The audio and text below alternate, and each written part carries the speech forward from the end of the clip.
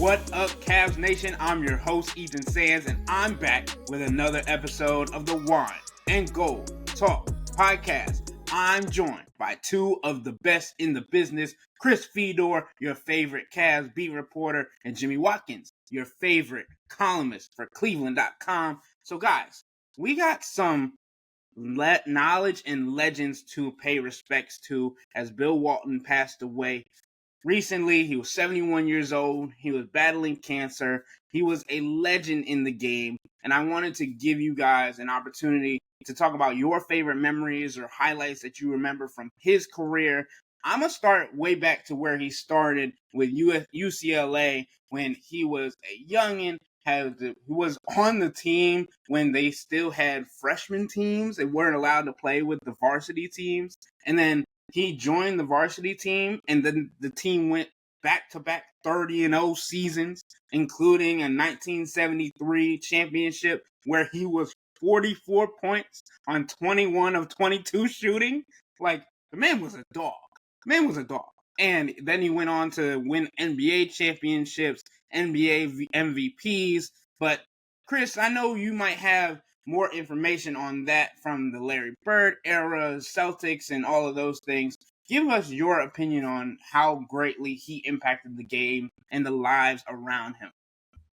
I think you just have to look at all the tributes over the last 24 to 36 hours, guys, and you can tell the kind of impact that he made, the kind of effect that he had on the people that he came in contact with. He was one of a kind. We use this term all the time, one of one, and he was absolutely one of one. So about 15 years ago, when I was still doing radio full-time, I was on Radio Row at the Final Four. I think it was 2008, maybe it was 2009. It was during the first era of LeBron James here in Cleveland before he left to go to Miami the first time. And I'm on Radio Row because I'm covering the Final Four for the radio station where I'm working. And when you're on Radio Row, part of the beauty of that is that you have different people that come and they sit down with you and they have interviews with you. And the only reason why you have access to them is because they're pitching something or they're promoting something or they're marketing something.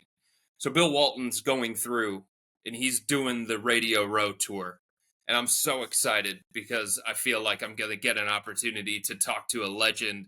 I have all these different questions that I want to ask him about LeBron, about the Cavs, about the city of Cleveland, and all that different stuff because I see him floating around. And just in case, during every single commercial break, I compile like a list of questions that I want to ask Bill if he sits down with me. So he sits down with me. I'm up finally. I waited all afternoon for this opportunity. He sits down with me and I say, Bill, thanks so much for coming on. Chris Fedor from blah, blah, blah, blah, blah, whatever radio station it was at the time. I didn't get to ask a single question. He went for 10 minutes, unprompted, about the city of Cleveland and LeBron James. And then he said, have a good day. And he walked off. So all those questions that I had, I didn't even touch them because he just went for 10 straight minutes. He's like, oh, Cleveland, the city of rock and roll, LeBron James, and just like went on and on and on for 10 minutes. And I just sat there in awe, soaking it all in. And then before I could ask any kind of question except for, hey, how you doing? He decided that he was done with the interview. So that was one of the best interactions that I've ever had with a legend like that. And that's a moment that I will forever remember from my broadcasting, my radio days. It was epic. Kind of the best and worst interview. I've heard other people tell stories about that, about Bill Walton that have a similar ring to it. And it's like, man, I really wanted to ask this, and right. This, but he had other ideas, and his ideas are always worth sharing, right? I think I'll remember Bill Walton just for he always amazed me the way he projected so much positivity into the world, particularly because he was kind of a tragic figure in basketball, right? Like Ethan mentioned, he had this incredible college career. He had the MVP season with Portland. They won the championship. Looked like Breaks of the Game, one of the greatest basketball books ever written, that kind of goes through that season, and then what followed is Bill's injuries, right? He had it was the foot first, and then he had so many back surgeries that by a certain point in his life, I think this was after he was done, I've heard him talk openly about he very seriously considered suicide. And so for someone who has gone through all that stuff, for someone who ascended the mountain, like all he ever wanted, it was so clear every time this guy was on a game how much he loved basketball. He ascended to the top of the mountain and the thing that he loved doing, and then he had it taken away from him. And not just basketball, but like mobility taken away from him. Like he basically had to have his spine rebuilt midway through his life. For him to come out on the other side of that and be the happy-go-lucky. I've seen the one of my favorite videos that has resurfaced of him is when him and Dave Pasch were doing the Maui Invitational one year, and he's got the sunglasses on him, and his chyron says, "Big Wave, Billy Walton." Like for him to be that, we'll all remember him as this ray of sunshine, but he went through a lot of darkness. So I admire his resilience and his belief in the power of mindset are, in addition to all the other basketball stuff, two major takeaways from the life of Bill Walton. The other video that's been floating over the last couple of days is the one with him getting ready to call a game alongside Dave Pasch, and then they've got cupcakes, and the candle is lit on both of the cupcakes, and Dave Pasch takes his time, and he blows out the candle, and then he eats the cupcake. Bill Walton just dives into the cupcake, lit candle and all, and just mows through the thing. It was incredible. Yeah, he touched so many different parts of basketball history, right? Like the upswing of his UCLA career, where that stretch with John Wooden is still the standard for college basketball teams to this day. That winning streak will probably never, I'm very confident, will never be matched. Right. He wins an NBA championship. He's the best player in the NBA.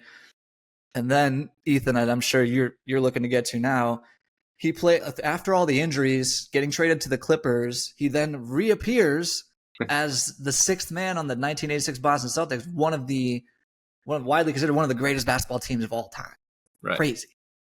Yeah, and I looking at Larry Bird commenting about his childhood idol, being able to play with his childhood idol, knowing that there was not so much left in his career, but that Bill Walton was still the sixth man on that team, of that championship team for 1986 for the Boston Celtics.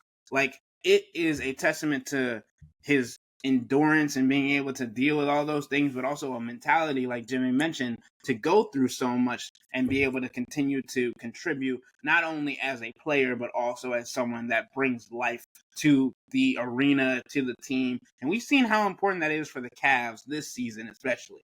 But that goes into the next point of the Boston Celtics are now back in the NBA Finals, back in the NBA Championship for the second time in 3 years. And it is showing that this team, Jason Tatum, Jaylen Brown, Derek White, Drew Holiday, now Al Horford stepping in for Kristaps Porzingis, who could potentially make a return in the NBA Finals. Like, it just shows how much, like, camaraderie of an organization, of a team, can be a successful point of view when you're coming down to how to get to that success rate on back-to-back seasons, continuing to bring life to a team. So I wanted to talk about that briefly, that series, that sweep that of the Indiana Pacers. Chris, what did you see in that series? I know we didn't think it was going to be entirely competitive from the beginning, but a sweep, I don't know if that was in mind. Well, here's the thing, guys. I think there were legitimate questions about Boston, right, coming into the playoffs, and are they going to play down to their competition? How are they going to handle it when they're in a close game and teams putting a lot of pressure on them? And I think part of the result of the series against Indiana, obviously, is the fact that Tyrese Halliburton went down and Indiana didn't have him for the final two games. You can't tell the story of the Celtics sweep without mentioning that and what Indiana was missing. But I think they answered questions. It doesn't mean that their execution was always flawless, and it doesn't mean that Jason Tatum didn't take some weird end of game shots in bad situations. But like, one of the questions about them was, how are they going to handle late game situations when the pressure is on, when it's a close game? And against Indiana, they were much better in those situations, right? Drew Holiday made some plays that were winning plays offensively and defensively. Jaylen Brown showed the alpha gene that he was willing to take and make some of those really, really difficult shots. Derek White hitting the three from the corner. So I do think they answered some questions throughout the course of this playoff run of what people were wondering about the Celtics or what people felt like could potentially hold them back. The talent speaks for itself, right? The style that they play, being able to play 5 out, that's very, very difficult to deal with. They're one of the best offensive teams in the league. They're one of the best defensive teams in the league. But things that have held them back in the past, they seem to have remedied those well enough to get to this point where they're once again going to the NBA Finals. And they're going to have their hands full, especially if it's going to be Dallas with Luka and Kyrie. The switch everything defense is something that plays into the hands of Luka, and it plays in the hands of Kyrie. And other players have been able to exploit it, right? Tyrese Halliburton, Andrew Nembhard, TJ McConnell, Darius Garland for a game, Donovan Mitchell early in the series against Boston before he went out for the final 2 games. Karis LeVert had explosive moments against the Celtics. So there are going to be opportunities for Kyrie and Luka to break down that switch everything defense and attack some mismatches throughout the way that these other teams have. But I've been impressed with Boston, especially in late game situations, coming through with the plays that I think people felt like they couldn't. Yeah, Chris, and I think you touched on it. Like, Kyrie Irving, Luka Doncic, 2 of the premier ball handlers in the league, premier attack first guys. And it's felt like Kyrie has been able to kind of play a secondary role up until the fourth quarter in almost every single game this postseason. And in the last 2 games, in game 2 and game 3, he's combined for 27 points in the fourth quarter. That's 14 and 13 in different games. And he's shown that it wasn't just in Cleveland that he can do this. And I think everybody knows that. But like, to see him do it on a different stage, with a different environment, and to see him do that with different people around him, it just continues to bring that narrative. And Jimmy, I wanted to get your thoughts on that pairing of Luka and Kyrie, because we do have that matchup tonight for Game 4 between the Minnesota Timberwolves and the Dallas Mavericks for a potential another sweep to get to the NBA Finals. So I'm gonna make a point about both the Celtics and the Mavericks here, and that is, I agree with Chris that the Celtics showed us a lot, particularly in that Game 3 when they were down double digits in the fourth quarter and came back, and that's something that was important for them to check off during the playoffs, to be put in an adverse situation like that and respond. At the same time, I would quote Kyrie Irving's former teammate in Cleveland, LeBron James. After I think it was 2017, 2016, whenever they went 2-2 with the Raptors in the conference finals, the Cavs looked really bad in 2 games on the road. And someone asked LeBron about, I don't know, adversity or something like that. And he goes, I've been in adverse situations before. This is not one of them. And so, like, I think for Boston, there are degrees of adversity. It is good. It is good. And they did show me something by being able to withstand some of these, by the way, very impressive performances by the Indiana Pacers without Tyrese Halliburton. I really wasn't like, I think we all understood that their defense could get better without Tyrese. I didn't know Andrew Nembhard had that in him. TJ McConnell's had a great year. I didn't know he had, in a playoff setting, I didn't know he had that in there. Right. But I think the Celtics have a little bit of those Kyrie, LeBron, Cavs in them where they just like on, off. Okay, we don't have to try right now. Okay, we do have to try right now. I think there's also parallels to be drawn to like the Eastern Conference that the Celtics just went through and the Eastern Conference that the Cavs just went through, where, I mean, in this case, there are stars missing in some of these matchups. In the Cavs case, maybe some of those teams were built better for the regular season than they were for the postseason. But I say that the Dallas Mavericks going to be, I mean, even whether it's Dallas Mavericks or whether the Minnesota Timberwolves pull off a miraculous comeback in this series, what the Boston Celtics are about to see in the NBA Finals is much, much different in many different ways than what they have seen to this point in the playoffs. Like Kyrie's career arc is so fascinating because, as we discussed when we had, I think it was when we did the is Kyrie or Donovan the second best Cavs of all time conversation. Like Kyrie was kind of the perfect second banana for LeBron in that he has the unique ability to just, oh, now you're throwing me the ball. Okay, I can just turn it on and be awesome one-on-one, which is a lot of guys need rhythm to do that. Kyrie can manufacture rhythm quickly and kind of out of nothing in a way that a lot of players can't. And then he wanted to sort of see if he could be the top dog. And I would say the answer to that question is probably incomplete based on how weird the next few years were for him. He was on this Boston team when, I mean, he was hurt, and when Jaylen Brown and Jason Tatum were maybe a little bit too young for them to be complete second, third banana kind of guys. And the Brooklyn Nets situation was kind of a disaster for a lot of different reasons.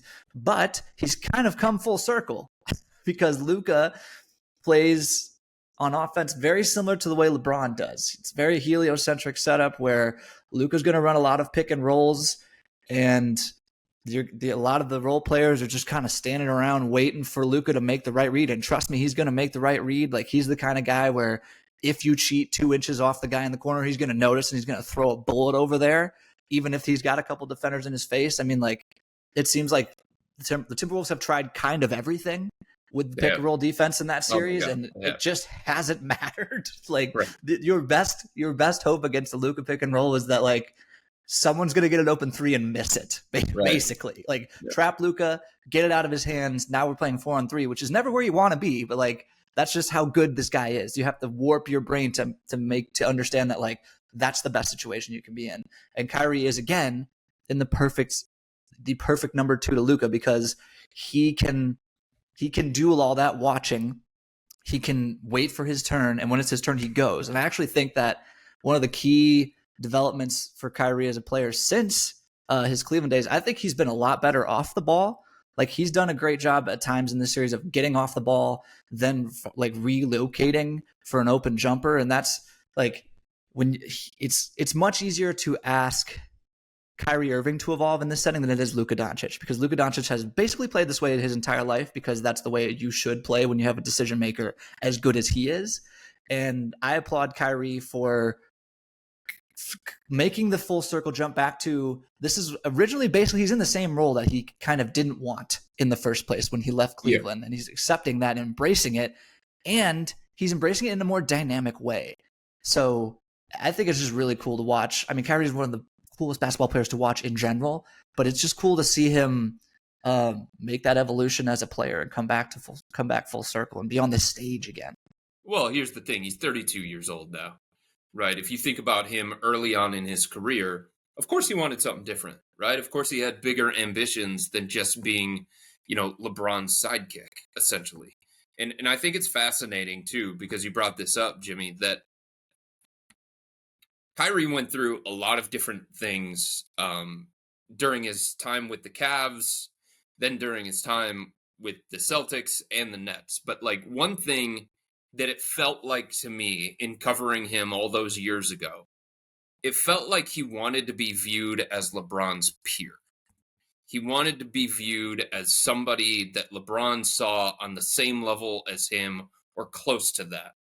And LeBron kind of looked at him as, I'm the mentor, you're the protege. I'm going to teach you all this kind of stuff. I'm going to hand you the blueprint. And it was just a different dynamic than what I think Kyrie wanted at that point in his career, or how Kyrie viewed himself. I think one of the really important things that has happened to him here in Dallas in this situation, listen to Luka talk about him. Right? Yeah, there's obviously Luka talking about, well, Kyrie is so talented. Kyrie's a killer. Kyrie in the fourth quarter. LeBron talked about those things as well with Kyrie. Everybody could see those things. But Luka talks about Kyrie as This guy is valuable to me because he's teaching me something. This guy has the experience, right? This guy has the leadership. I'm learning something from him. And that dynamic, and obviously it's different because Kyrie's 32 right now and he's toward the end of his career. But that dynamic just didn't exist the same kind of way when LeBron and Kyrie were together. And I felt like that became problematic for Kyrie. I felt like that became bothersome to Kyrie. It was kind of big brother, little brother, as opposed to we're on the same level. You know, when LeBron went to Miami, he saw Dwayne Wade as his peer, obviously. He saw Chris Bosh as his peer, obviously. But when it was here, LeBron was like, I got to teach this guy the right way. I got to break all these habits from him. I got to do this, and this, and show him the way. And Kyrie's kind of looking at it saying, wait a minute, hold on. Like, I'm a multi-time all-star. You kidding me? Like, Team USA wants me on the team, sort of thing. And it's like Kyrie was so young that he just didn't know what he didn't know, and he wasn't ready to accept some of those things that LeBron was trying to instill in him. And I think going through some failures in Boston, in Brooklyn, being the villain as opposed to somebody who was beloved, I think all of that kind of stuff has led Kyrie to this point where he's at peace right now. He feels really good about the situation in Dallas. He feels really good about the partnership with him and Luka. And it just works in a way that it didn't work in Boston. It didn't work in Brooklyn. And Kyrie wanted nothing to do with LeBron toward the end of their time together. By the way, like, part of this is just like Kyrie did have things to learn from LeBron. Yes, he did. No doubt. He could not operate the same way that he did with next to LeBron. That's right. That he did when he was on when his second banana was Andrew Bynum, allegedly. Yep. That was a fun 5 minutes in Cavs history. But like that's just you can't know what you can't know because he's young and now he's older and Luka's young. Like Luka's 25. He's been watching Kyrie Irving. He watched Kyrie Irving make that shot against the Warriors from, I don't know, a hotel room or something when he was playing with Real Madrid or a living room, whatever. Like he has the same view of Kyrie that a lot of Cavs fans do because he grew up watching this guy. So I think that's a huge, huge part of this dynamic that time can do a lot for people in general. And I also would say, like, as much as I do think that the national or just everyone's perception, not just national, local, we all had a negative view of Kyrie over the last couple of years. I don't think everyone was wrong. By the way, like Kyrie did bring some of these problems to his own doorstep. Like whether he agreed or disagreed with the vaccine rule, it was the rule and he didn't follow it. So like you don't follow the rules, you don't get to play. That's kind of how life works sometimes. I don't want to get too much in the video he shared, like the anti-Semitic video he shared, but like I think actually that's probably closer to like a media literacy thing. I don't think Kyrie watched a 3-hour anti-Semitic movie and was like co-sign all of that. He probably, like many people his age, saw a 15-second clip of it on Instagram and was like, I've seen the whole thing now. Let me go show everyone else what I've just learned. Yes. And it's like he's definitely made some missteps. There are like two things can be true. Kyrie deserves credit for the maturity he has shown since arriving in Dallas, both as a basketball player and a human being. And I think we need to acknowledge that. But I think like there's probably still, because in Kyrie's head right now, he's probably thinking like, see guys, I was right this whole time. Yeah. And that's not quite true either. I think Woj actually said it really, really well in kind of his video narration that was going on leading into the game the other night or coming off the game the other night. One of the two. Basically said like Kyrie became the savior for Dallas, but before he did that, he had to save himself. And I got that same vibe. And it's funny because Kyrie was here in town a couple months ago and he saw me, and obviously I've covered him for a long, long time early on in his career. Him and we knew each other really, really well. And every time he comes to Cleveland, when he actually does come to Cleveland, he does pull me aside and he asks about me and my wife and my family and that situation. And I said, Kai, you look good. And he was like, what do you mean by that, Chris? And I said, you just look like you're at peace. And he admitted that he was. So I think he has done some mirror testing. I think he has gotten pretty comfortable with uncomfortable situations that he put himself in, learning those kinds of things. And I just feel like, as Woj put it, like he saved him. He was going down a really, really bad path. And I feel like he saved himself and he recognized some, not all, I don't know, because like I'm not him, but it feels like he recognized some of his own flaws, and did his best to address those. And you have to give him a lot of credit for that. And the way that he has adapted to this number 2 role, everybody around the NBA always said the same thing about Kyrie. And whether he wanted to believe it or not, everybody around the NBA always said, like, this could be the best second option in the entire NBA. If Kyrie's willing to accept that kind of role, that is who he is. He's not an alpha. He's not a guy that you can build your team around. And I'm not going to fault his ambition because we all have ambition. And if he wanted to test himself in a way that was outside of that and wanted to see if he could be the man and he could be the guy that had the team built around him and had success that kind of way, then fine. I mean, I've said it all the time. Like, I didn't get into radio 20 years ago to be somebody's sidekick. Like, I wanted my name on the show.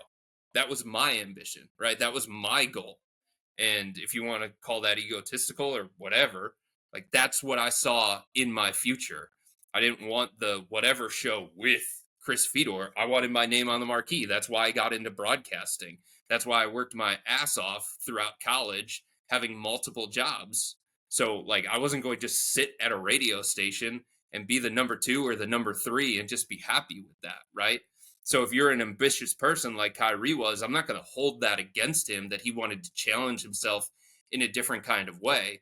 But for him to see that it just wasn't working that way, and that wasn't the best role for him to be the kind of basketball player and person that ultimately he wanted to be, to have him accept this again, I think it does show a growth from a guy. And that doesn't mean that everything that he did in the past is all forgiven and he didn't make these missteps. It just means this guy, it would appear, has grown from that person that like saged the court in Boston and flipped off every single fan in Cleveland when he came back the first time or whatever, and then flipped off every single Boston fan that was booing him when he went to Boston and all that kind of stuff. It does feel like he has grown and matured. 2 more quick things. To Chris's point about ego, I think so many people here, particularly in sports, people hear the weird word ego and automatically think negative connotation. This guy's a problem, diva. The reality is that we all have ego. Like, ego is like a psychological term. It's like how, I don't know what the exact definition is, but it's like how you feel about yourself, basically. It's a conversation with you. And everyone who has ever been a professional basketball player, I think all 3 of us, y'all have to have ego. It is required to have ego to make it on any level in a career that a lot of people want to make it in. You just have to have that. You have to believe that you're better than X percent of other people who want to do this. Otherwise, you're not going to make it because it's going to be hard on the way up. Just real quick on ego. Second, I don't think it's like necessarily a knock to say Kyrie's like the best second option. I know. I think that's more of a reality of his build than it is about anything that he could control. Like play style too. Yeah. What is Kyrie really good at? He's really good at dribbling. He's really good at finishing. He's really good at making hard shots. Everything that he can get better at, he has kind of maxed out. Right. You want to knock his defense? It has always been true that when the playoffs come around, Kyrie is a different defender.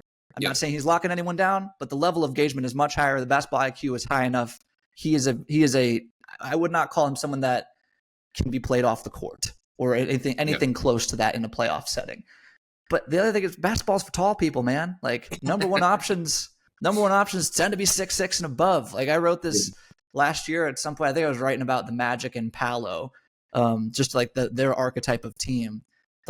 Since like 2001 or something, the only NBA Finals MVP who has been shorter than 6'6" is Steph Curry, right? Who is a supernova shooter at the time of the 3-point boom and had a very specific build of team around him, like Klay Thompson, elite defender, Andre Iguodala, elite defender, Draymond Green, elite defender, Andrew Bogut in his prime, elite defender, that allowed him to survive, defensively. And again, Steph Curry's not a really that bad of a defensive player. He's just small, just like Kyrie. So I'm just saying that, like, it's not a knock against Kyrie to say that he can't be a number one option. It's kind of just a reality of the sport.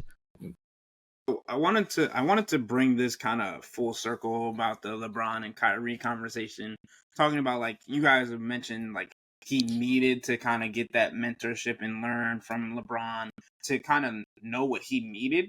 And now looking, like we've talked about him kind of being talked about in a different light with Luka, it's like he now knows how to mentor Luka in a way that he's not demeaning or trying to talk down to or mentor him as if he's not on the same level as him, because we all know Luka's one of the better players on the planet as of right now. And Kyrie notices that, the whole league notices that, everybody notices that. So Kyrie learning from LeBron and learning what he didn't like about how he was mentored or big brothered by LeBron James definitely could play a part in how he's being able to help Luka grow and help teach him different things, because Luka's never been to the NBA Finals. Yeah. So that's a different thing that I noticed from that conversation. So here's another thing behind the scenes. It was 2015. Was it 2015? Yeah, I think it was the 2015 All-Star Game in New Orleans. I represented cleveland.com and the plain dealer there. And I had to come up with different story angles that I wanted to try to attack while I was there. And one of them that I had in my head, because it was a gathering of all the elite players in the NBA, and many of them were kind of that next wave of star, right? So I went down there with the anticipation of, I'm going to do a big story on the influence that LeBron James has had on the next wave of star, right? Because I know the Chris Paul is already done, Dwayne Wade done, Chris Bosh done, Carmelo, LeBron, all of those guys that he came into the NBA around, they were toward the tail end of their career. Their all-star appearances, with the exception of LeBron, who is just complete freak of nature, that was a thing of the past. So I was looking at the next wave of star and what they took from LeBron, or the way that LeBron mentored them, or what they learned from watching LeBron and stuff like that. So I get to New Orleans, and that is the story that I have in mind. And we're doing the group media availability, where you kind of bounce around and everybody's sitting up at a podium and you kind of just walk around and try to ask whatever question it is you have to that particular star, because they're all talking at the same time. And you know what I learned as I was there? Everybody gravitated towards Kyrie. Like, Kyrie was the one who was touching the next wave of star. Like, Kawhi talked about Kyrie. KD talked about Kyrie. Draymond talked about Kyrie. Like, all these people that I was asking about LeBron and the influence that he had on them, they shifted it to Kyrie. So it turned into a story of, like, yo, at some point, Kyrie might link up with the next wave of stars. Like, he might form his own super team here at some point because of how they look at him. And guess what happens? Eventually, Kyrie formed his own super team with KD and James Harden in Brooklyn. But, like, it was striking to me that, like, that group of players, like, they didn't have that viewpoint of LeBron that I thought they were going to have. They had that viewpoint of Kyrie. And I was like, that's interesting. And I wonder if there was something there about just, like, not how LeBron purposely treated those guys, but how like he looked at Chris Paul and he looked at Dwayne Wade and he looked at Chris Bosh and he looked at Carmelo. It wasn't the same way that he looked at the next wave of star, right? He always looked at them a different kind of way, or at least it was perceived that he looked at them a different kind of way. I think that anecdote really speaks to why Kyrie might have been frustrated with the perceived dynamic between him and LeBron. I keep going back to like another scrum that Kyrie was in. Someone asked him a poorly worded question about his father. What kind of the fatherly influence or something that LeBron had on him, and he's just kind of like what? Yes. And it's just like that was. He was I think that whoa. Exactly. I have a father. Like that pissed him off. I was there that day. I was in that scrum. That pissed him off. He even left muttering underneath his breath about that. Yeah. And then you couple that with all these other superstars who say, I look up to this guy. Right. That is a recipe for discontent. Like I'm also another clip of Kyrie that I love from his very early in his career when we're talking about Team USA a little bit earlier. It's the clip. I think he's like 19, first or second year in the league, and he's talking to Kobe. He wants Kobe to play him one-on-one so bad. He wants Kobe to play him one-on-one so bad, and Kobe's just like dismissing him, like, no, I don't need to prove myself against you. And Kyrie says, yes, Kyrie says something. You're fresh out of high school. Out of high school. Right. Kyrie, he said, you played 3 games in college. Right. And Kyrie says something to the effect of like, you keep acting like I'm this kid, but I'm like. There's also around the same time. There's the legendary clip of Kyrie absolutely destroying Team USA in these practices. He might have been on the select team around this time. I think that's probably what was happening there. He was. And it's like these two, like Kyrie keeps playing really well against all these great players, and yet he can't get this. He can't get this, stamp of approval. Like Kobe won't even play him one-on-one. Yeah. And I think that is a good little microcosm, that and the two anecdotes that Chris just talked about, where other superstars are looking up to him at the same time. Media members are asking him, how is LeBron, showing you the ropes? And again, in the most clumsy way to ask that question possible. Those microcosms kind of show you the rub of Kyrie's existence in Cleveland, I think. Yeah, and Jimmy, I'm so glad you got into that Kobe Bryant anecdote, because that's exactly where I was going next, with how leadership is completely different and different situations can cause different reactions from players, because we all know that Kyrie looked up to Kobe Bryant as a mentor.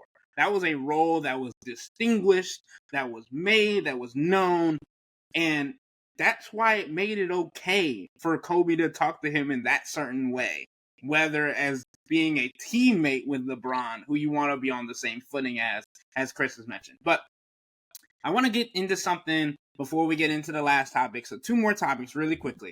Chris, I got to give you props, man.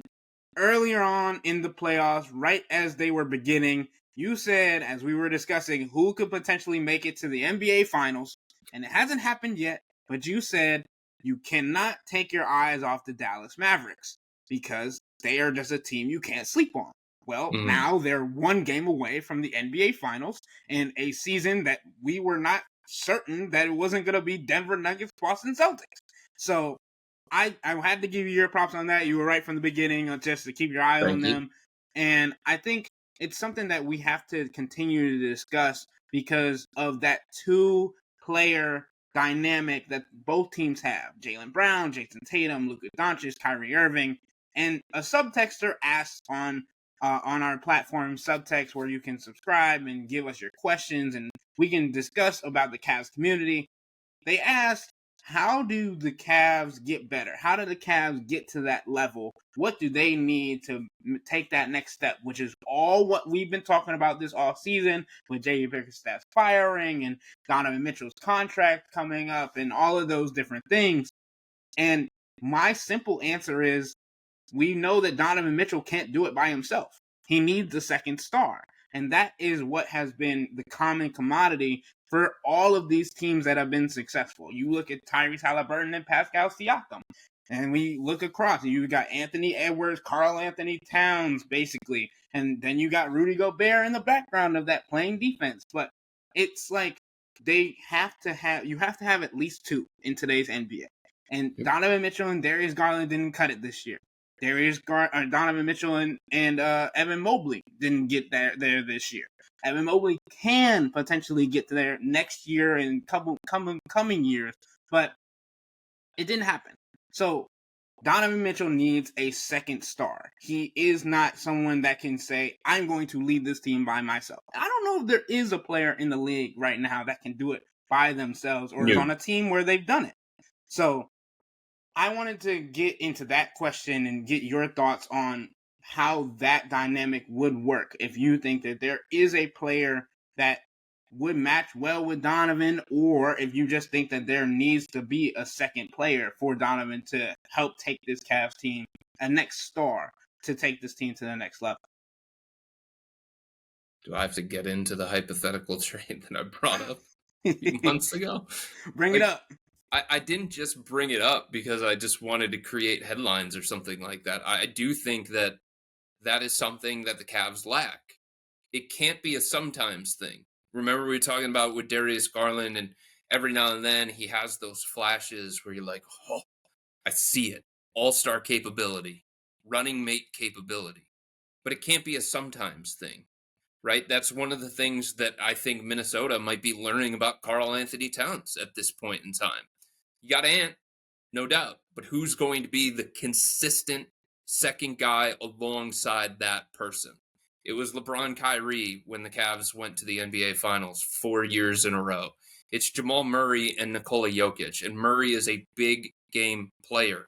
He does his best in the playoffs. Kyrie, he is a guy who elevates his game in the playoffs, and he is giving Luka the kind of support that he needs. Darius Garland did not support Donovan Mitchell the way that he needed in that series against Orlando, not consistently.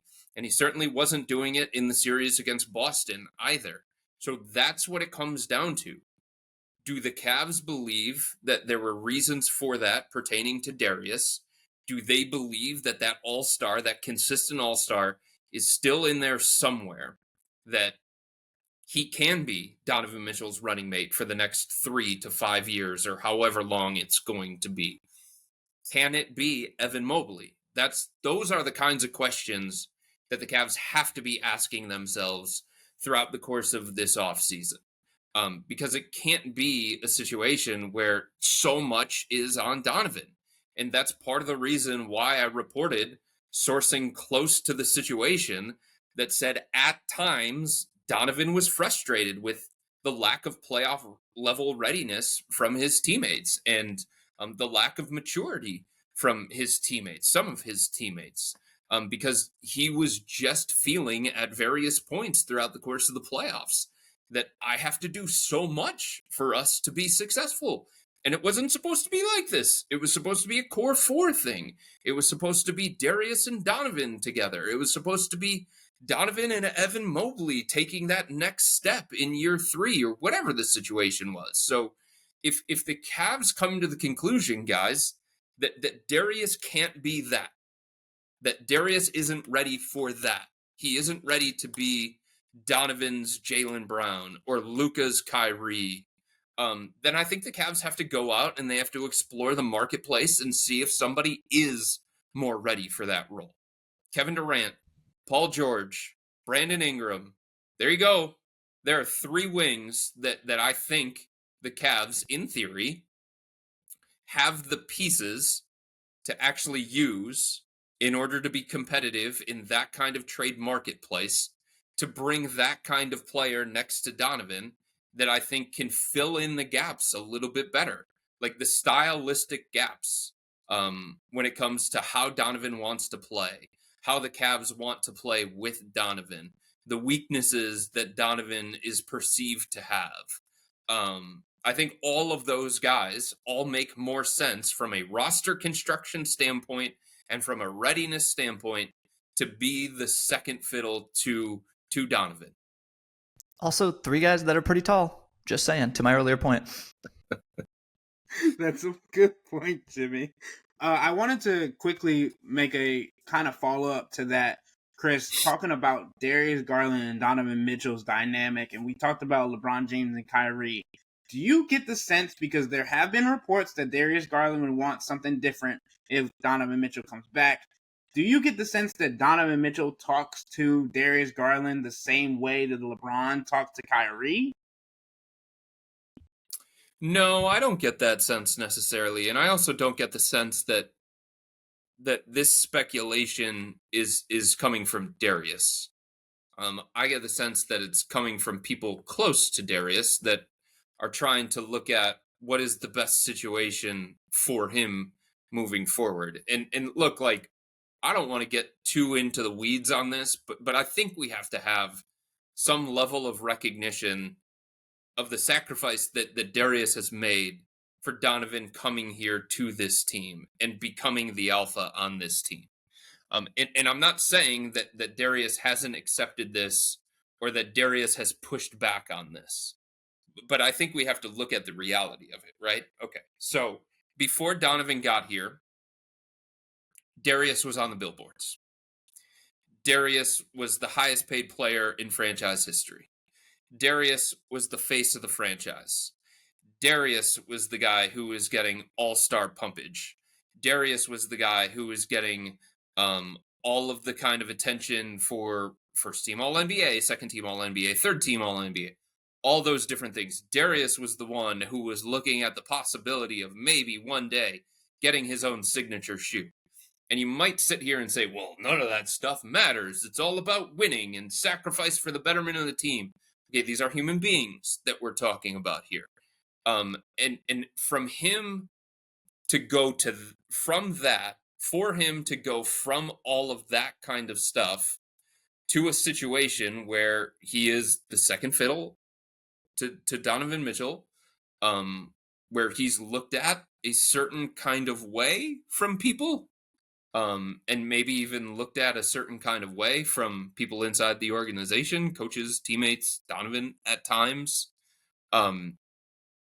That is a drastic change for a guy. We'll just put it that way. And that's a drastic change for the people around Darius to have to accept. So the sense that I get from that reporting is that it came from Rich Paul, Darius's agent from Clutch Sports, who is saying to himself, I don't think my client loved the Donovan Mitchell experience.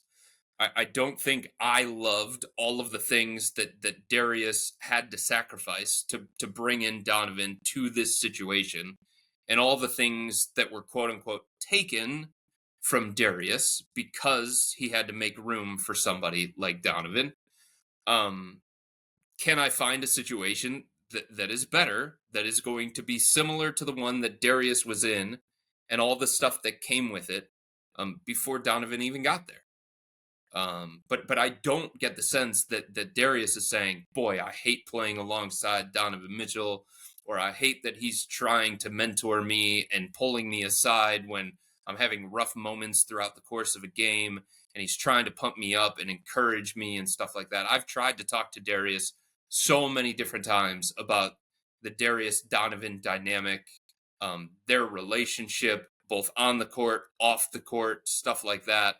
And every time that I've had that conversation with him, he's always talked about, it's about winning. It's about what can we do to compete for championships.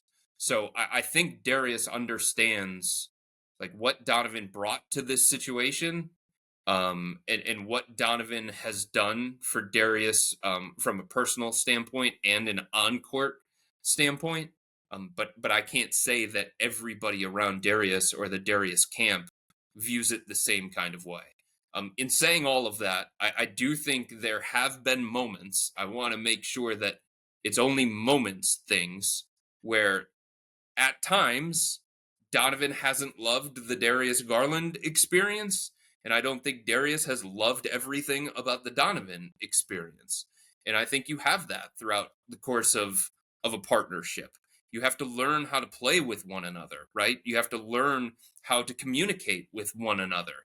You have to learn the things that motivate one another and all that different kind of stuff. And I do think to some degree, both of those guys are still trying to learn it and trying to learn it in the way that's going to be best for everybody involved. But in saying all of that, if the Cavs find a stylistic fit that is better next to Donovan than Darius, then I think they absolutely have to explore that. So to Chris's point, Rich Paul literally gave an interview to Chris Haynes last week and was asked about the Garland situation.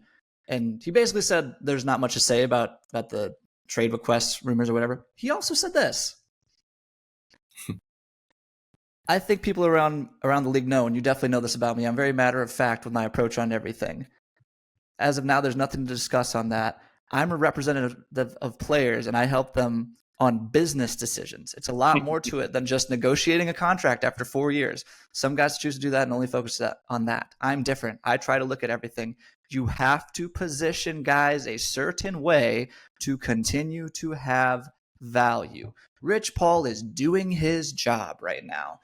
Even if the NBA has kind of acknowledged Darius Garland not a 1A star, that doesn't mean Rich Paul has to accept that reality. Right.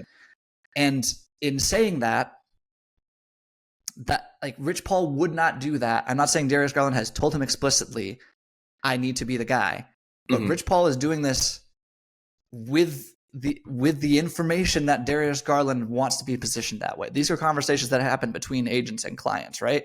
So I think to Chris's point again about what Darius had to sacrifice, attention feels good. Winning feels good too. Advancing deep into the playoffs feels good too. But being treated like a superstar feels good, man. Being a leading scorer feels good. That all comes with status. Darius Garland goes home to his friends and they go, man, look at our guy. Look at our guy. He's the engine of an NBA offense. He's running that team. He's the highest paid player. He's the guy. That matters. On the other hand, there is nothing, I would say no parallels between the way Donovan talks to Darius and the way LeBron talked to Kyrie, or the way that we talk about them as a pairing.